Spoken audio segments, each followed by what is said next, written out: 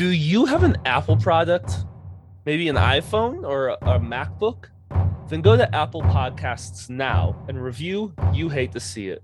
We would really appreciate it. Reviewing us helps get our podcast out there and helps us find guests. Just search You Hate to See It and give us a review now.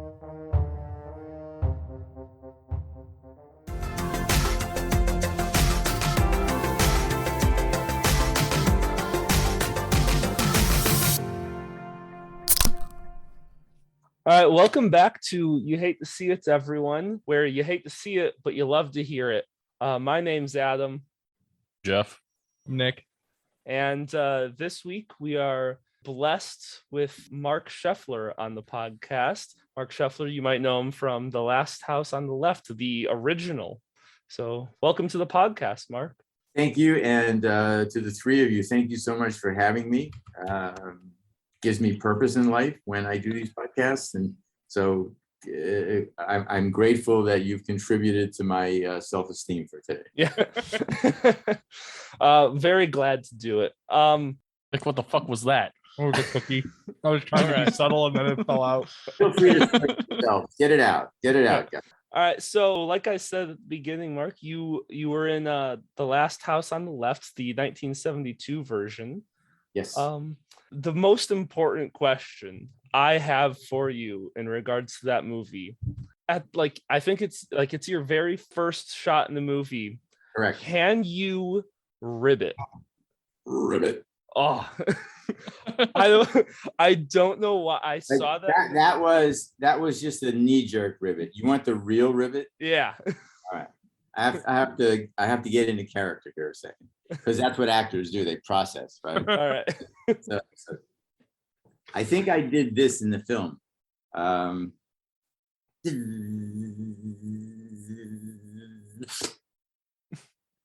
Ribbit. I don't feel comfortable. Damn. I'm uncomfortable with that. Oh yeah, That's it was the point. Good. yeah, it was very uncomfortable watching it. The whole movie makes you uncomfortable. Uncomfortable. Yeah. It's good. It is good. It's just If it didn't it's a make little me feel uncomfortable. uncomfortable, it wouldn't be what it is. Yeah. Yeah. I just remember I had my little notepad out taking notes while I was watching the movie, and I got to like that scene popped up and I was like, ask him to ribbit. Like that's because that was like Yeah, sure.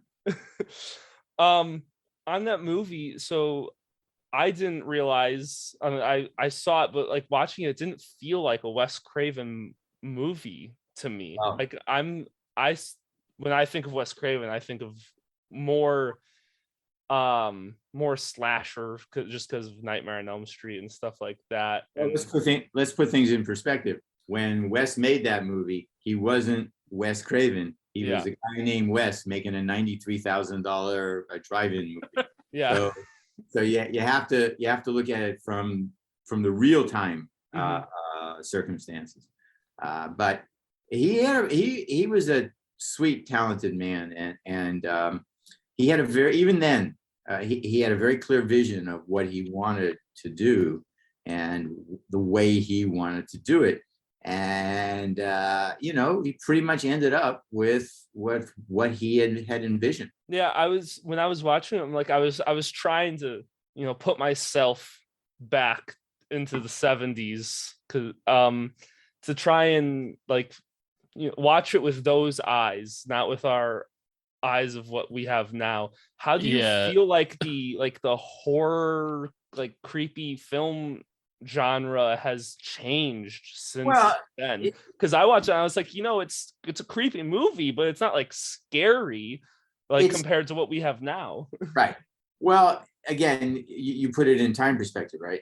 Back in 1971, when it was released, 72, it was the first of its kind.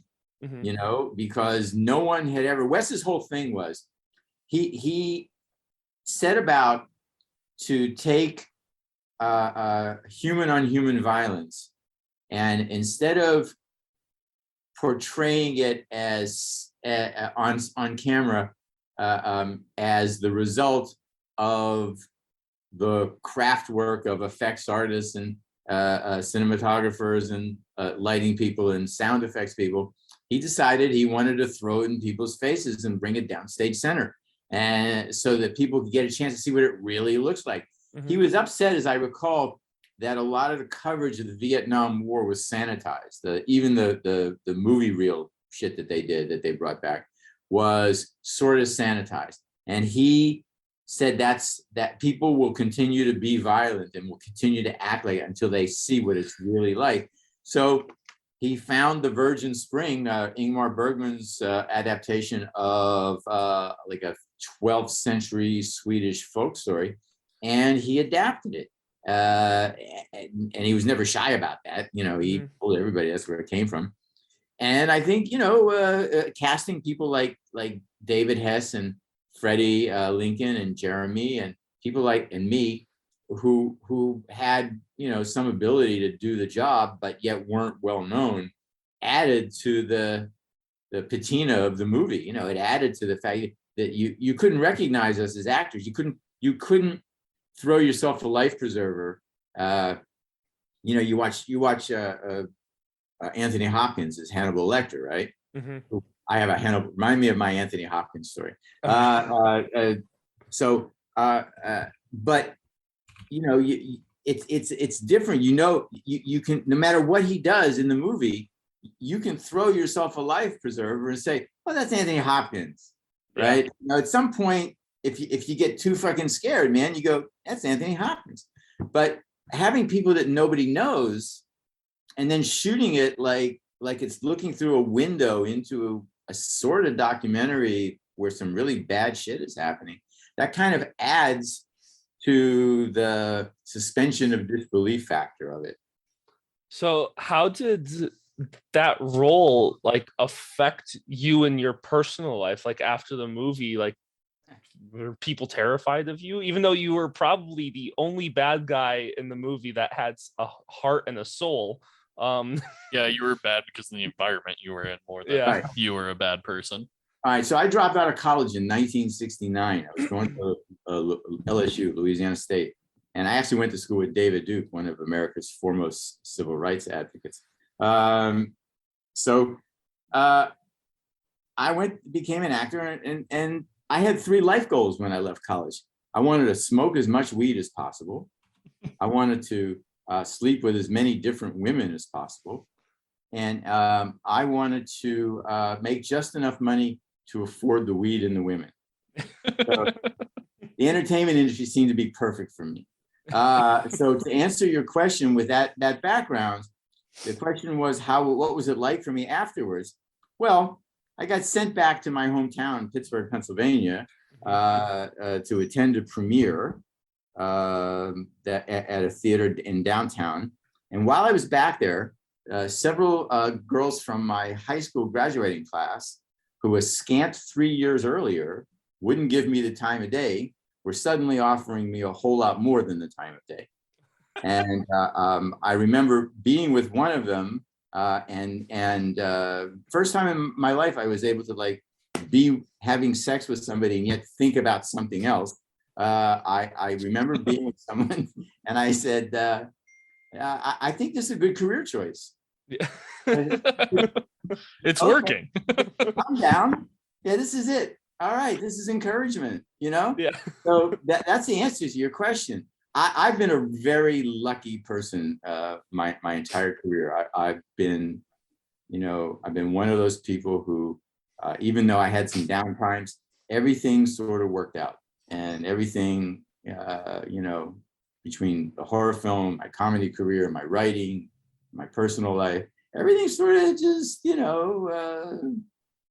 it's pretty chill. So yeah, it seems like that's the common theme with the actors we've talked to, between you and Larry. Larry's also extremely appreciative of just being able to have the chance and have the career that he had. Dude, I'm 72 years old. I've been married twice, raised 3 children from birth to adulthood, all of whom are incredibly productive and successful people. I've never had a real job.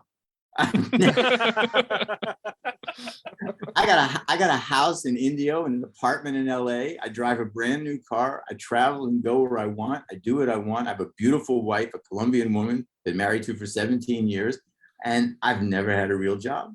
So I look back at my goals, right? I told you my 3 goals when I left college. So, there are times I look at myself in the mirror and I realize that I have greatly exceeded my own expectations. Yeah. Especially now, like, because you wanted to, one of your goals was to smoke as much weed as possible. How did you ever? California, man. I live in California. How, I can't like over smoke weed here. It's just like sometimes I'll tell you what I do out here. There's sometimes I don't do it as much in Indio now, but I do it in LA because there's a dispensary like in every little mini mall. And given that I lived in the old days, when I'd have cops in Central Park would like smell a little Colombian joint and be chasing you down. If I see a police car, an LAPD car in a parking lot of a mini mall that I know there's a dispensary there, I will walk up to those cops with the most confused look on my face and say, "Excuse me, officers, you guys know where I can buy any marijuana around here?" "Oh yeah, it's a green door in the corner there. Hey, thanks a lot. I'll see you around." It never gets old either, man. It just never fucking gets old. So I know you guys didn't share any scenes together, but I was shocked. When I saw Marc Sheffler the movie, like, did you ever talk to him or meet him, or because you guys didn't have any scenes together? We're good friends. Oh, okay. When I first got to LA, the way the whole story of how I got to LA is like a real story, and I'll start and tell you, but I'll leap forward and backwards. When I got to LA, within the first couple of days, Marty was already here. He called me up because he knew I was coming, and he picked me up in a small Mercedes convertible. And I don't know if you guys ever saw Woody Allen's movie Annie Hall. There's a scene where Tony Roberts picks Woody up in California in a car and drives him around. Woody gets sick and gets nuts, but that's not what happened to me. But Marty picked me up at my office on Melrose Place and drove me around to every studio. He took one day and drove me to every major studio and every major network because he wanted me to see the traffic pattern. He wanted me to, Marty and I have been good friends since the Last House. Yeah, I saw when like he popped up on the screen, and it took me like a bit. Like it took me like 2 or 3 scenes of his to be like, is that the guy from Cobra Kai? Because I was like, it looks just like him, but I haven't seen Karate Kid in so long, so I'm like trying to go up because I just finished Cobra Kai a month ago, so I was like, is that him? Oh my god! Like, because he was funny in this movie, and I only picture him as an asshole. So let me tell you see his that character of John Cleese that he plays in Cobra Kai. That's a testament to Marty's acting. Martin Kove is one of the 3 or 4 sweetest people I've ever met in my entire life. Okay, like 100%. He is 180 degrees away from that character. Martin Kove would no more hurt another human being than he would hurt himself. He is the sweetest guy, and was always, right? Always. Yeah. So just because I like that's the only character I've ever seen him play, and so this was just a complete shock to me, where he plays like a goofy cop, and like, what? He's like a Barney Fife the whole time. Yeah. I'm like, what is this? Yeah. And his black hair. Yeah, we didn't have any scenes together, but we all hung out together. Okay. So in the preparation for that role, I felt like there was backstory based off of your acting. Like there was history with that character. Did you create, or did you and Wes work on stuff, or did he give you something of like, this is the prequel to the movie, basically? Like, here's what you got. One of the things I did on my own was I'll give you the buildup. One of the things I did on my own was there was you know the movie with Al Pacino called Panic in Needle Park? I do not know. You guys ever know that? Okay, so while I'm talking to you guys, one of you may want to look it up. Panic in Needle Park was a movie with Al Pacino that took place in New York City in an area that was populated by heroin junkies and heroin addicts. And it's up on the Upper West Side. And I went to Needle Park and just hung out. And I watched mannerisms. And I watched, I kind of like absorbed it. That was one of the things that I did in the step.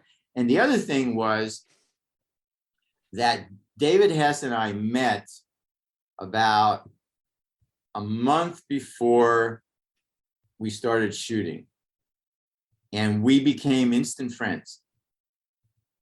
And in our journey of becoming better friends, I believe that for that 30 days, we spent every one of those days together, getting to know each other. Mm-hmm. So when you say there was backstory, we came into the movie with the kind of seed of a dynamic, right? Of a person dynamic. And then I guess, without intellectualizing, because, I could be honest and say I didn't do that, I guess our instincts were to just adapt, the kind of overview that we created in the last month history to the film, so that we didn't seem like strangers to each other. Yeah, I was watching it with my fiance, and So your fiance? Yeah. she got one look of your character and was like, God, if he was 30 years younger, like look, it's paying off still. Yeah. Apparently. I am married to a woman who's like 17 years younger than me. Okay. and she's beautiful, and she's a former ballet dancer. So trust me, I'm doing okay.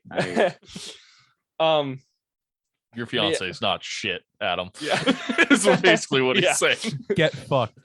So we were watching the movie together, and she was it was interesting to see the two different dynamics that her and I have when watching the movie, because I mean it's very uncomfortable, especially for her, to watch that movie, for all the things that happen to those two girls and what's done to them, and then for me to come in there and just like, I'm watching it, and then like she makes comments about that stuff of what's making her uncomfortable and things like that, and I'm making comments of like, wow, like I really think he like fleshed out his character well in the back, like beforehand. Like, just our two different worlds, where like I have that film critical mind. You're looking at it through the lens of a film student, and she's looking at the lens of somebody who wants to like run out of the fucking room. Yeah. Doesn't want to be murdered. Yeah. So when you were filming those scenes, like what was that like, doing some of those uncomfortable, like where you have to be an asshole scenes?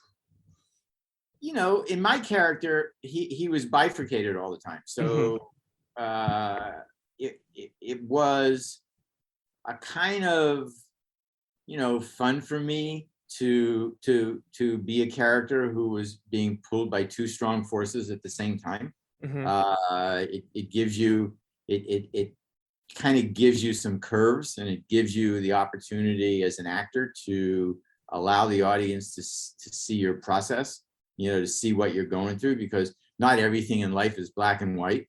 And sometimes you got to make choices, and, decisions need to be made, and people who are weak and, pretty much victims, somebody that's a horrible place for a person like that to be, because they're incapable of making decisions, because people are always making decisions for them. So they have no experience at it. So I tried to convey a little bit of that. It didn't have, what was it like making it? It's like any other film. When it's on the screen, you're seeing this, and when you're making it, you're seeing the 360 degrees. So, guys are scratching their asses, and someone going for a soda, and hold for plane, that kind of shit. So there's the characters are sitting there telling a girl to piss her pants, and there's just some dude sitting in a chair eating lasagna or something. Yeah, like eating a banana or something, man. Yeah. Just that's exactly right. But the plane of the screen is a different story. Yeah. One question I want to ask was it written, like, I'm assuming it was written in the script, but when you saw the part where he gets his dick bit off, what went through your mind when you saw that? Because I saw that part of the movie and I was like, I laughed only because and Freddie is the one who staged that. Yeah. He blocked it out. When Wes wanted that scene in there, and Freddie is the one who blocked it out, because Freddie had more actual production experience than anybody on the set. He knew more about how to get something on the film than anyone else. So I always say that when I'm being interviewed, because Freddie didn't get the recognition that he deserved, and as somebody who knows that, who was there, I think it's incumbent upon me to do that. So it's just one of those scenes, man.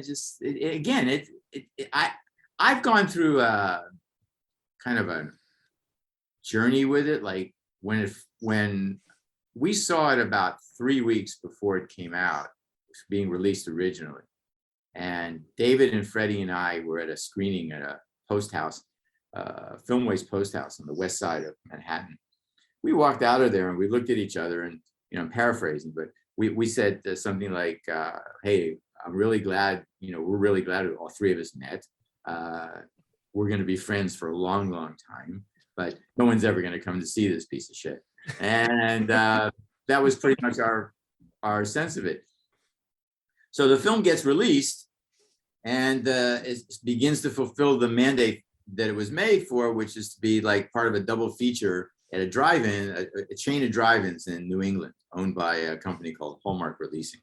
So that's why they put up the money for the movie. They wanted to make us, like a scary slasher movie for Friday, Saturday date night.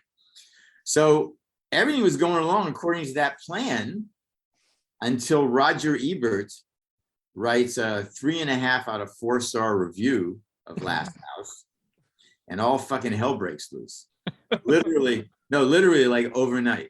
Right? Like one day, Hess and I were sharing an apartment after the film because I'd broken up with a girlfriend. I needed a place to stay, so I went to stay with Hess at his place on the Upper West Side near Central, like on 85th Street, right by Central Park West.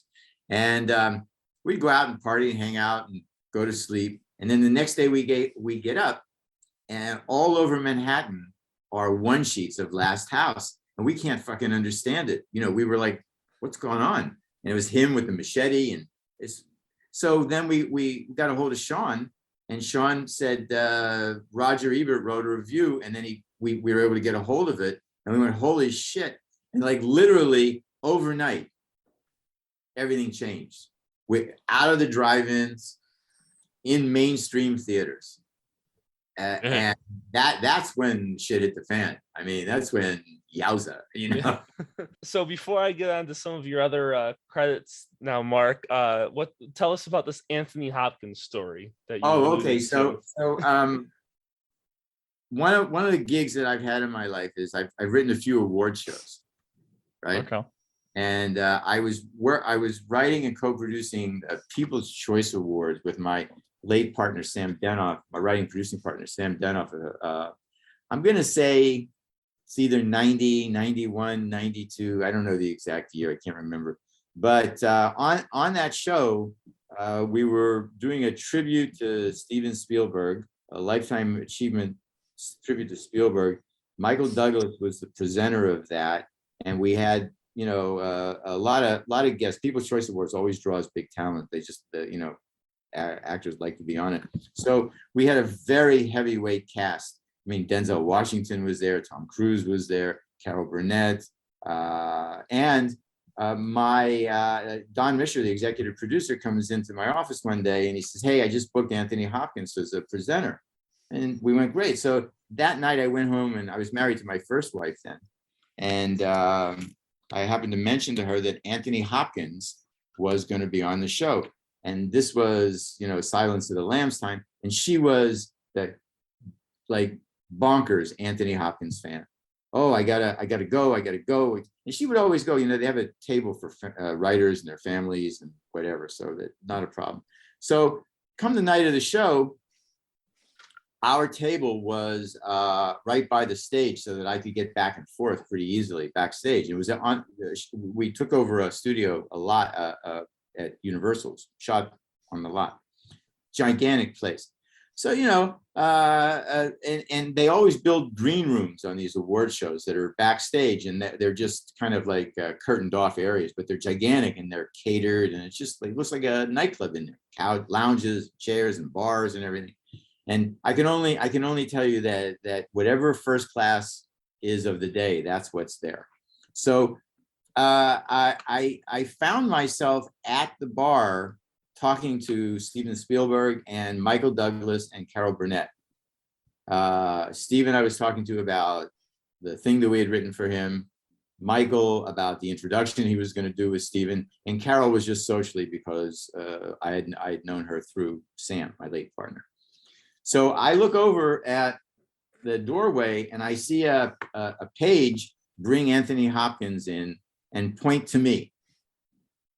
So Hopkins comes walking over to me with his hand stretched out, and he said, "Are you Marc?"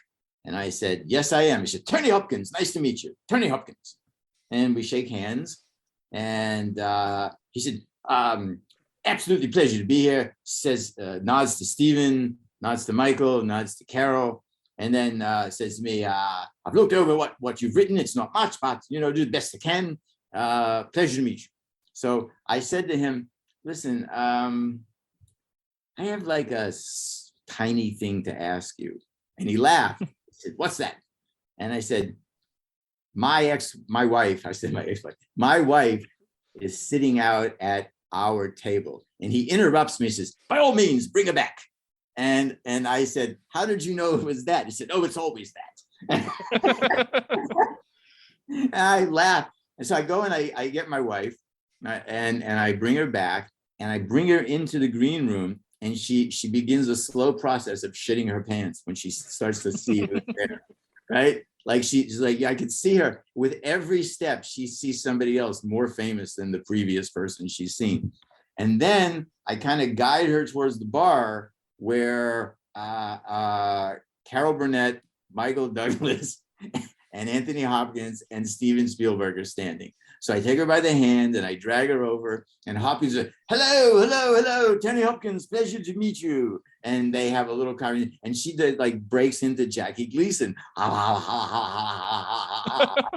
right? So I let that go on for like 10 seconds. And I said, this is not happening here. I said, "Jan, you have to go now. It's time to go. And Tony's got stuff to do." So we leave and we go back. I put her back in her seat, and she thanks me, and I fulfilled my husbandly thing. So now I come back in to the green room, and Hopkins is in makeup. Carol's gone. Michael's gone. It's just Steven standing there. So I go back to the bar to where my drink is. And he said, "So that was your wife, huh?" And I said, "Yeah." He said, "She didn't want to meet me? What am I, chopped liver?" I said, "No, Steven, you're not chopped liver, but you ain't Hannibal Lecter either." So that's my Tony Hopkins story. The next thing I wanted to talk to you a little bit about, within 10 years' time, you went from doing a creepy horror movie to then you became a story consultant on The Brady Brides. And well, there's a lot of stuff in between that, but go ahead. So I'm a huge fan of Brady Bunch. So I was just wondering, what was that like? And having, I know at that point you had to recast one of the brides for that, and it was Jan. Yeah, I know it was Eve Plum and Maureen McCormick, I believe, did the whole show. I thought Jan didn't want to return. Yeah. She was just written out. Oh, okay, yeah. She wasn't part of the show. Okay, so first thing I'll tell you about that is my parking space on Paramount. Oh, listen, my parking. So this is how people know shit. my parking space on Paramount at that time was right next to Tom Hanks' parking space. He was doing Bosom Buddies at the same time. All right. So we used to park our cars right next to each other. So it was okay. You know, it was a gig. I was on a deal. I got that show. I got assigned to that show. I had a deal, a writer's deal at Paramount at the time. So I was on the lot. I was a contract writer at Paramount. So contract television writer. So they called me up. My agent called me up one day and he said, listen, Sherwood Schwartz got an order for Brady Brides and they need somebody like you on the show because there's nobody, you know, that way. And I said, yeah, okay. So I went over and they're very nice. The Schwartzes were very, very nice people. I had to go to a meeting with to get officially the job, which I already had, but it was just processed with Lloyd Schwartz, who was Sherwood's son. And they had a trailer that their offices were in a trailer in the Paramount lot. Lloyd's back then was a pretty heavy guy, big guy, but he had a nose this big, right? So I go into the meeting and it's not fucking rocket science. He starts to explain the show to me, right? And like I get the show in 12 seconds and he keeps on explaining because that was his gig. You know, he didn't know me, he didn't understand. And it was his baby, so he talked about it. So I'm thinking to myself, do I really want to do this? You know, I don't know if I want to do this. So if I really don't want to do it, I get paid anyway because I'm on a deal. Yeah. The way this meeting is going to go is I'm either going to say something he doesn't like, and he's going to tell Jeff Benson, who was the guy at boss at Paramount, man, we didn't really feel the vibe with him. It doesn't matter to me. My check comes that week anyway. Or I just go ahead and, you know, suck it up and do it and try to get the job. So I sort of tried to not get the job because Lloyd Schwartz said to me, so what do you think after this kind of book report on oral book report on what the Brady Brides was about? And I said, well, I'm wondering. And he said, what are you wondering? I said, I'm wondering how a guy named Schwartz has a nose this big.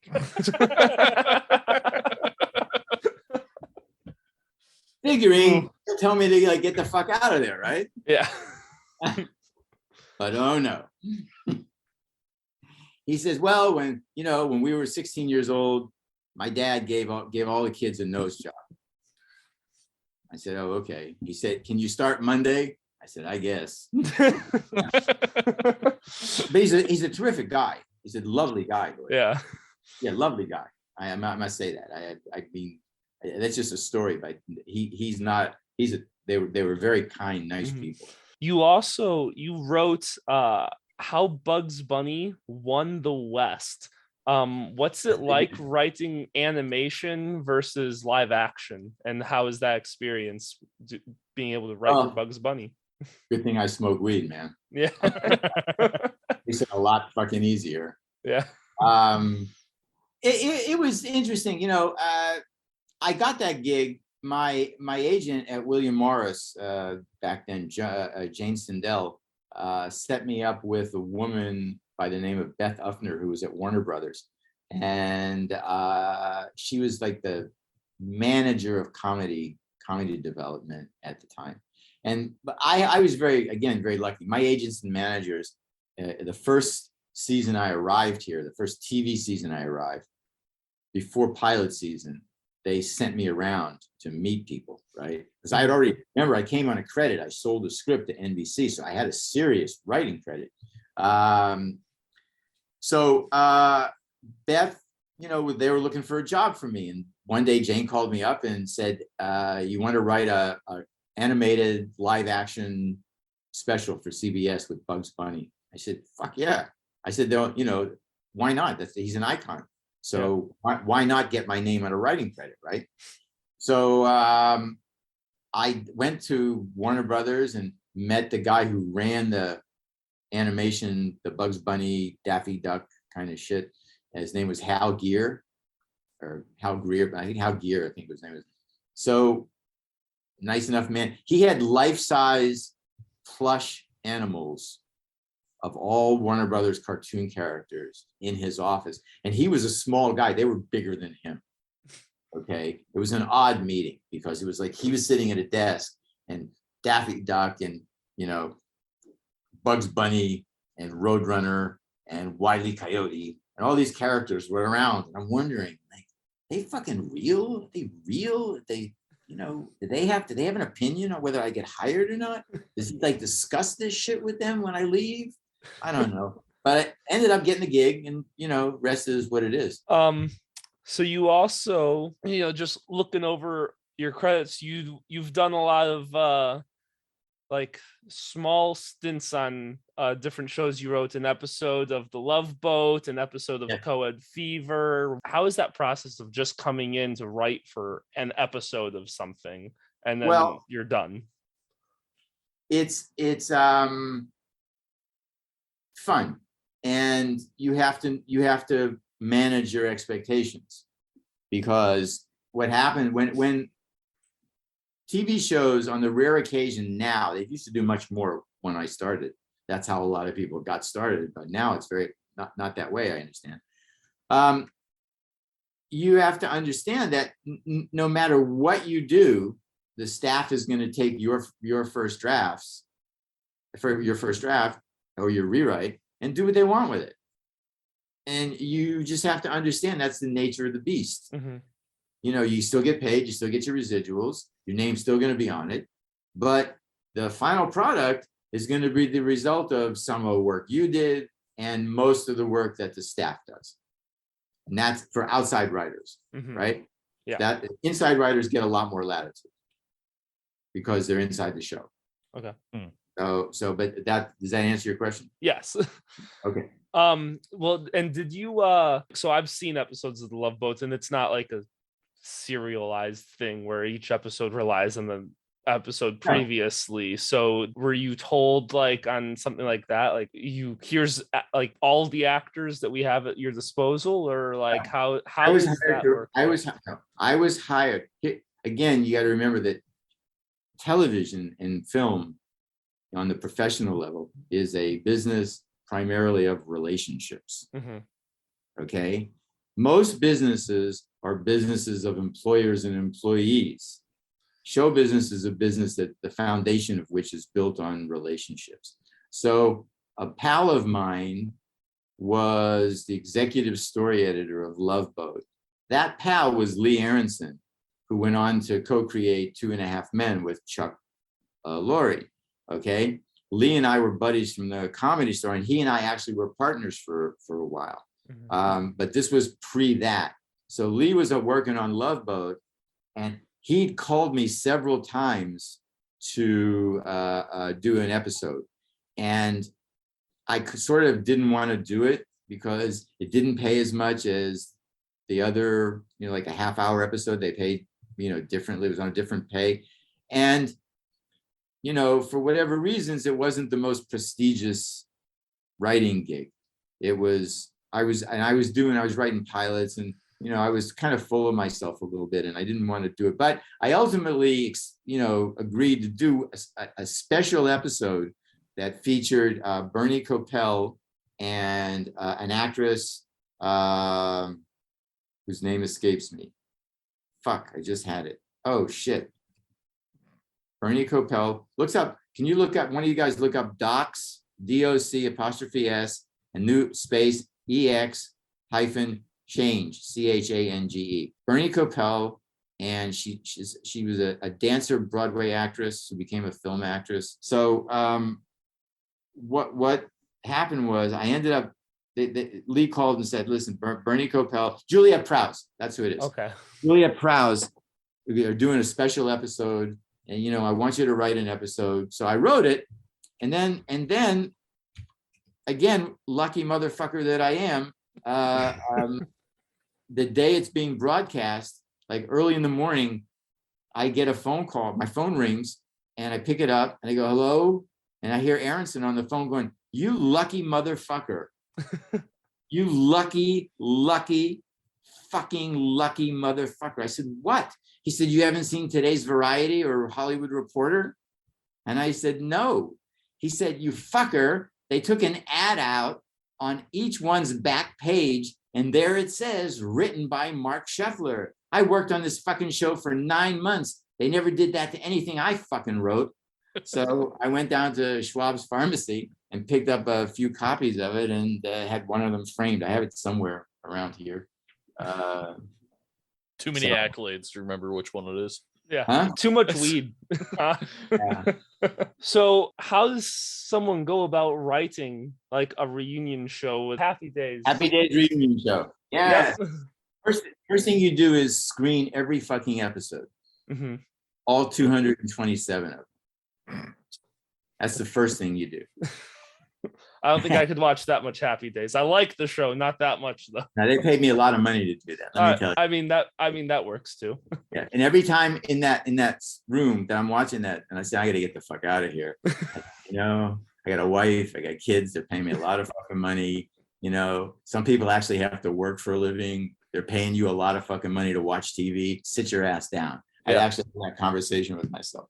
So then what you do is, why, you know, and I had a partner, Sam Denoff, a terrific and famous sitcom writer and producer. So we would stop and talk to each other and key in on certain points. He and I kind of watched each episode, and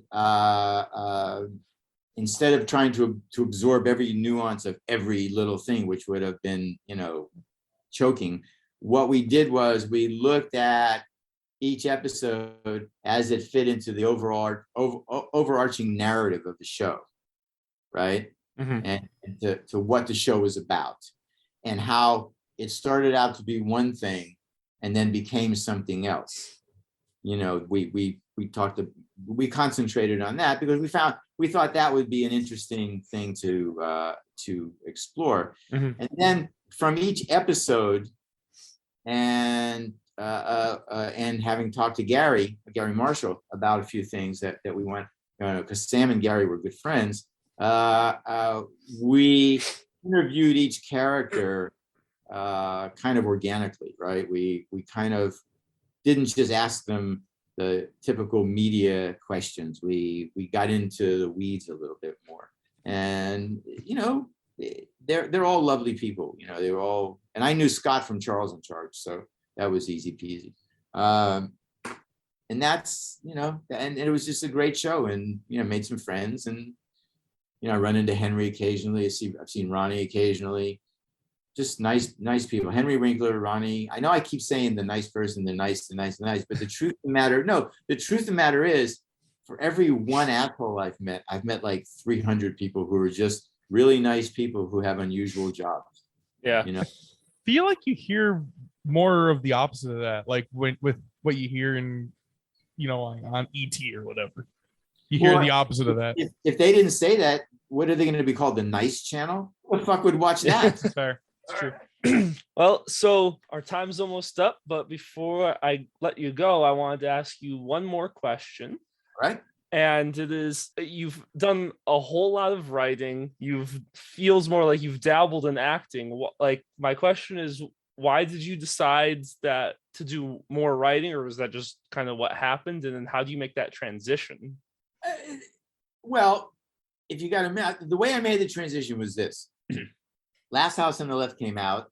I told you that what happened and with the girls and everything and how it was. But like everything, you know, anything that goes up's got to come down. Mm-hmm. So Last House on the Left gets off the charts and out of the movie theaters, and it's gone, right? It's a recent memory.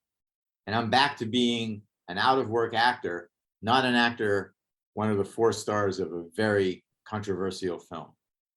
And everything died down. I wasn't, no women, everything, because I was an out of work actor in New York in the 70s, right? Mm-hmm. So one night I was at a party, and I I saw a guy, kind of like me, average looking guy, talking to an extraordinarily beautiful girl.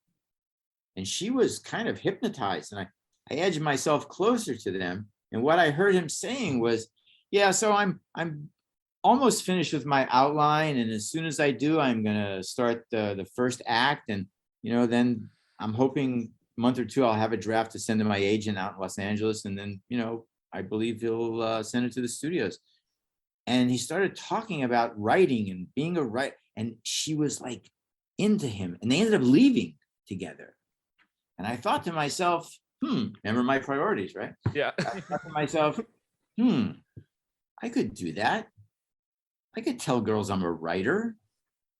So I went out and I bought a bunch of books on writing, screenwriting, playwriting, television writing. I looked at them and I kind of just skimmed them, looked at the buzzwords, looked at the, bold print, looked at the pictures, and began to develop a rap about being a writer. Mm-hmm. So I found and at some point it became a successful thing to do. Every time it was pretty much like foolproof, right? I had it down. So one day I find myself on an audition in a commercial production house, N. Lee Lacy and Associates. N. Lee Lacy was a commercial director who did the Mean Joe Green Coca-Cola commercial, a very famous football commercial. Yeah. And he won a Clio Award for it. So I had done a commercial for him and we'd become kind of, distant friends, not best friends, but friendly. So I'm talking to some girl in his lobby and I'm doing my writer's thing. And he taps me on the shoulder and he says, hey, listen, as soon as you're finished with that, I want to see it. I said, what do you mean? He said, I have an agent at William Morris in Los Angeles. As soon as you finish that script, promise me you'll give it to me. So I said, let me talk to you privately. So I got him alone and I said, look, Lee, man to man, I'm not writing anything. Just doing that to get laid. Mm-hmm. And he said, is it working? I said, oh yeah, all the time. He said, then you're an idiot. I said, what do you mean? He said, if you can make girls take their pants off by things you're telling them, you need to write that down on paper and then use it for a better purpose for yourself. Mm-hmm. So I ended up writing the script that I was bullshitting about. I gave it to him. He gave it to his agent at William Morris, and they sold it to NBC. One day I get a phone call from Lee, and he said, Stan Kamen sold it. The television guy sold it to NBC. You're going to have to move to California. And I said, okay. So the day I landed in LA, I had a car, an apartment, money in the bank, an agent, and a very serious writing credit. That's how I made the transition. Damn.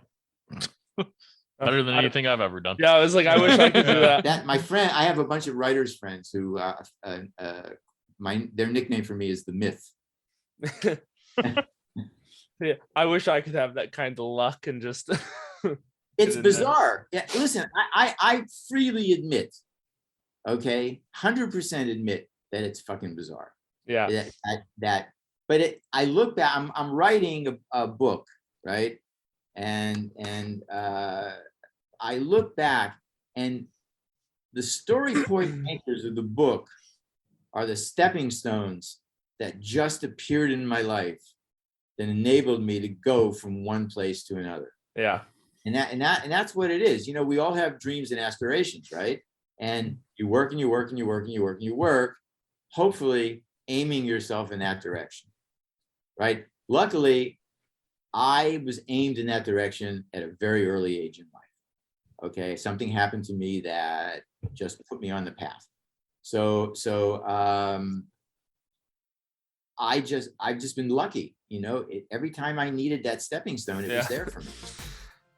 All right, well, thanks so much for listening to this week's episode, everyone, and thanks so much to Marc for coming on the show. Yeah, this was awesome. Yeah, good.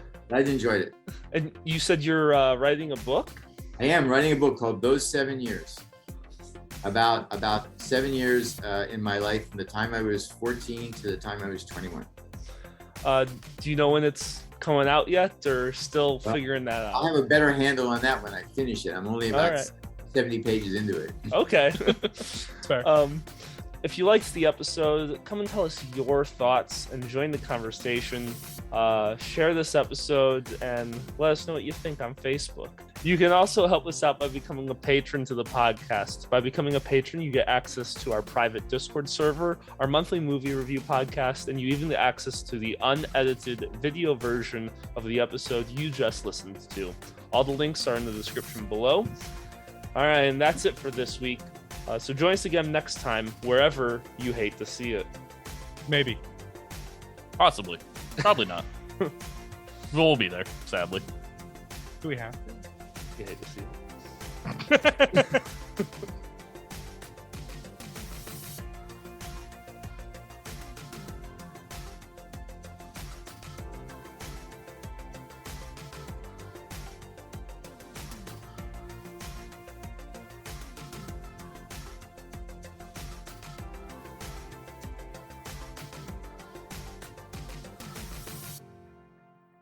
Be You violent can- about it. Be aggressive. Be angry. Well, not angry. Just be aggressive. No, Don't tell us you be hate it. don't be angry. Never mind. I was wrong. Positive reinforcement, but it can be aggressive. We do that? I guess we do now. I didn't know that was a thing we did. Woo! I don't know what to do with that.